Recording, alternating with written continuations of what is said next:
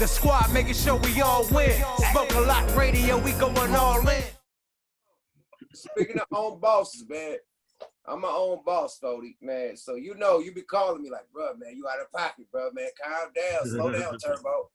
Speaking of you, man, 2 slow down turbo movements for you, E40. The Biggie Smalls beef, I was there. I was on tour with Biggie. We was in Sacramento, man. Explain that incident, my G. And why did you have beef with Biggie Smalls? Yeah, we was on tour. I'm gonna speak on it, but I hate speaking on it because every time I got an album out, somebody bring that one up. And it's no. So wait. Listen. That's why on the Breakfast Club about 4 or 5 years ago. Wait. I was there. I know. That's why I want to, you know what I mean, talk about it. I was on tour. You know what I mean? No problem. Listen. So basically what I'm saying is one thing that all our fans, not fans, but suckers will say is just, oh man, he always got to bring that up just because every time his album come out, he just trying to, I'm one that don't cheat, man. I don't do cheat code to this rap shit, and I don't want to start up no controversy to sell record. I'd rather just do it genuine. But I'll speak on this, just real quick. I'm gonna make a long story short and a short story long. It really wasn't no big deal. It was like, what happened was, dude had gotten drunk in a magazine back in the days, and they told him, say, get real drunk and we're gonna do just do some on a scale from 0 to 10, what you think about certain rappers. I was just so happened to be one of those ones that he said he gave a 0 to out of 10. I'm West Coast royalty at that time, you know what I mean? I'm a platinum recording artist. I'm what you is over there. You feel what I'm saying? Yeah. So, RIP to dude, but I'm gonna tell you, I'm glad nothing didn't happen on my watch. You feel what I'm saying? I'm gonna tell you, the in my cabinet, there's a lot of little young hyenas, little rattlesnakes. A rattlesnake, if you notice, a rattlesnake, they're the most dangerous because they don't have no control over their venom. An adult rattlesnake, they have control over their venom. But a young rattlesnake would shoot a tremendous amount of venom in you. You know what I'm saying? So uncontrollably. You know what I'm saying? So the young rattlesnakes and the young hyenas and the young honey badgers. It was a show in Sacramento. And I know it sounds stupid, bro, but I had no idea it was a show. I had no idea. Them niggas called me at 11 p.m. at night. 40, what you want me to do with this? I got this Biggie Small with me. I said, where the fuck y'all at? Them niggas, we in Sacramento, what you want me to do with this? Right? They out there, oh, what? I'm like, what's going on? They're ready, man. Hey, they just knew. That's what I'm saying. You never know who you with because what I'm saying is you never know who. So everybody got somebody that love them. You know what I'm saying? Yeah. So, you can a person can say something about you. And one of your cousins or one of your loved ones that's hella active, they might take it on their responsibility and just knock something down without you even knowing. Luckily, they called me, right? Right. They called me and I called us. I got on the phone. I talked to him. I say, man, let that man go, man. Get that man back to his room. Whoop-de-whoop. A couple of weeks later, I seen him and Puffy, me and my wifey. We in Vegas at the Tyson fight. Yep. We see him. We go ahead and take pictures and say, we got the pictures. We got pictures. I got a picture of it right now. I just don't be posting it. It's on the net, though. Me, him, Puffy, you know what I'm saying? And we chopped it up. And then, he shouted me out. I was going to be, he wanted me on the Life After Death. Yeah. On that album. You know what I'm saying? He actually gave me a shout out. Back then, they would give you shouts out in the inside of the CDs. Right. Yeah. So if you ever got that CD and looked inside of it, it's gonna say shout out to E40. You know what I'm saying? Like that. So like me and P Diddy, I respect P Diddy. You know what I'm saying? And I wish Pac and Biggie was alive, bro. Hip hop would be more live. Trust them. Way better. Yeah. Way better. As they get older, you never know if it didn't come to that point with it. So much gunplay and all that shit. You know what I'm saying? Some things are unfixable, but if it didn't come, that's why it's best to nip in the butt. You know what I'm saying? Yeah. Right. Getting back to that, like me and Double R, it was a misunderstanding, right? So check this out, because you just asked me for 2 things, right? So look, the only reason. He was on you, Will. He was on you. He was on you. Number 2. You know the number 2. Yeah. So check it out. So I love Double R, right? We go way back. You know what I'm saying? And we always have our little differences, but it's small, right? We the same age, so we can get grumpy. You know what I'm saying? Like, we get a little grumpy about Old man shit. Old man shit. Old man shit, right? So, but this one, so you know how if it's okay, I'm a 49er fan. Okay, but then somebody else I got a cousin, he a Dallas Cowboy fan, right? His name Toby Thurman, right? He a Dallas Cowboy fan. We argue, I'm talking about like, fuck you. The only reason you famous because Uncle St. Charles, well, fuck you. You whoop. You know what I mean? We just talk that kind of shit. But I love him. That's my cousin. So we used to it. We talk real shit because we do that every week at least. You see what I'm saying? But when Double R did it, it was the day, it was right directly after the Super Bowl. And he had it cocked and loaded, and he targeted me. And I'm like, damn, we ain't never argued ever about football. I didn't even know you watched football. You feel me? He had one in the chamber for your ass. That song ain't coming on, none of that shit. Yeah, he did. He went in. And a lot of shit he erased off the thing. So people, all they seen was me calling him, man, 40 called me a snitch, y'all. And I had no idea. Man, it was whispers about that, I guess years ago or something, but I didn't never pay attention. I didn't call him that because he tried to post up a Raider jacket. You know what I'm saying? Like, oh man, like I'm a Raider and I'm a 49. Oh, you try to snitch on me? I'm a 49er. Everybody know that. You don't see a picture. Find a picture with me and hella Raider fans around me with Raider jackets. Find that at a football game. That was a video shoot for the It was pictures. a video. Tell them, hey, what did we used to? I had a motherfucking Cougar back in the days. It was burgundy, and I had a motherfucking Washington Redskin starter sweatsuit with a motherfucking sniper, red snipe hat on. Burgundy snipe had to go with it. We used to go by whatever the fit was. We'll put the team on. We didn't care about none of that. Y'all do whatever fit. I could vouch for 40 being a Niner fan from United Ghettos of America, Volume 1. Come on. 2002, man. We had the throwback song. We had all but listen, fam. You had the rose gold. You just had the rose gold on.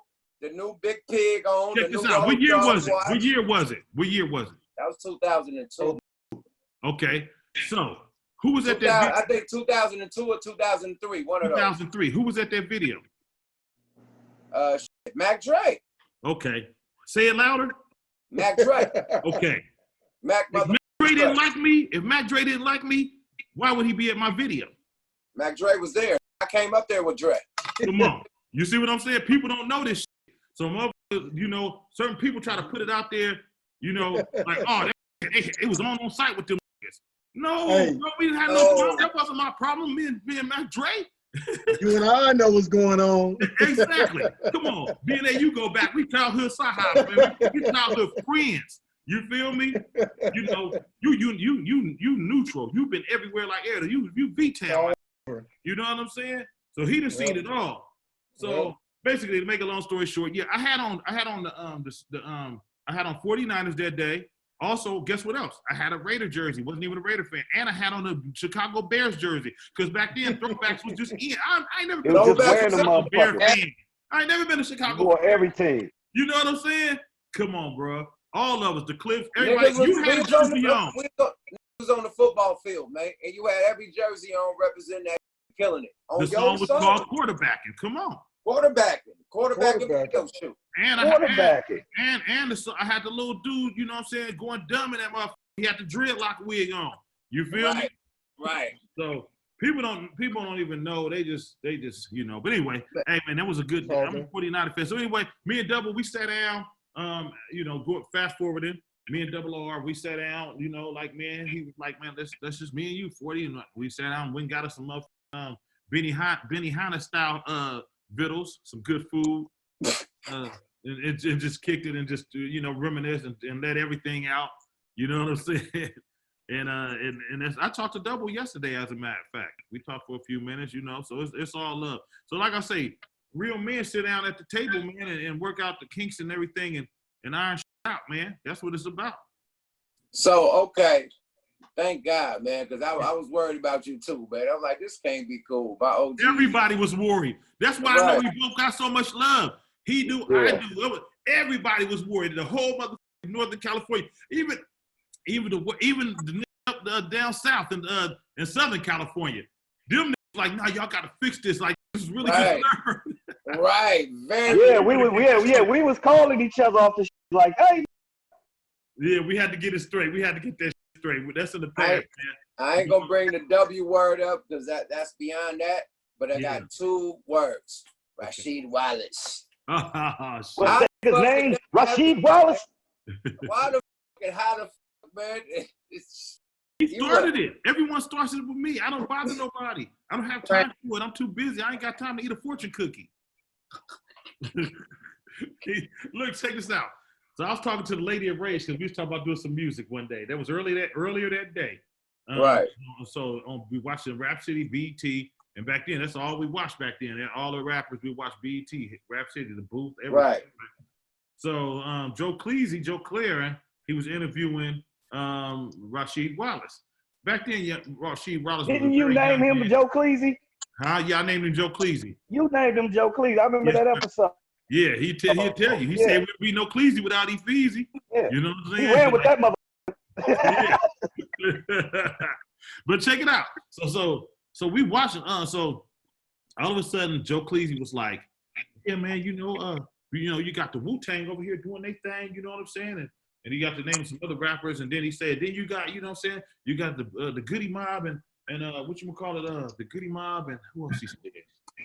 Goody Mob. He said the Goody Mob out there in the South. Then you got E40 and them on the West Coast." And he was like, "Well, I don't know Joe Cleasy. I don't know nothing about no E40 or no Goody Mob or no E40s. It's strictly Wu-Tang on mine, which is my partners with the Wu-Tang heavy. Oh, I love them. You know what I'm saying? Big hug right here for me because game recognized game. Me and ODB, we was born on the 15th. You feel what I'm saying? On the 15th of November, so we share a birthday. R.I.P. Oh, wow. ODB. Yeah. So anyway, to make a long story short, he kind of so I talked to Lady of Rage later on that day, and she was like, "Did you see that?" I said, "Yeah, I see that too." I said, "I couldn't believe that." So the just dissed me, like made it like I wasn't shit. He was like, "It's strictly Wu-Tang. It's strictly wow. strictly I Red remember Man, that shit. right?" And so then I say, "Man, you know what? I'm finna make this nigga a hater, bro." I call it record haters, right? I went in. Rick Rock came with that slap, and I just went in. I was young. I was in my 20s, and I said, it. You know what I'm saying? Record hating. Hey, oh yeah, that was come on, all come game. on. Look. All the LA, all the Portland, all the them. Every time they go for a free throw at that time, they just Rasheed Wallace. His name. Hey, Rasheed. Hey, so then he played sports with it. He played against. He was on my boy JR. He played against JR Ryder, because he played for Portland for a minute, right? Right. Yeah, like so. A lot of my folks was like used to say, "Man, dude, you shouldn't have did that, man. It ain't cool, because some you human too. Something happened. I'm glad nothing happened." So look, this our guy worked years later. Yeah. Hey, so years later, we did a radio show in Portland. You better leave 40 the alone. Start up. But this,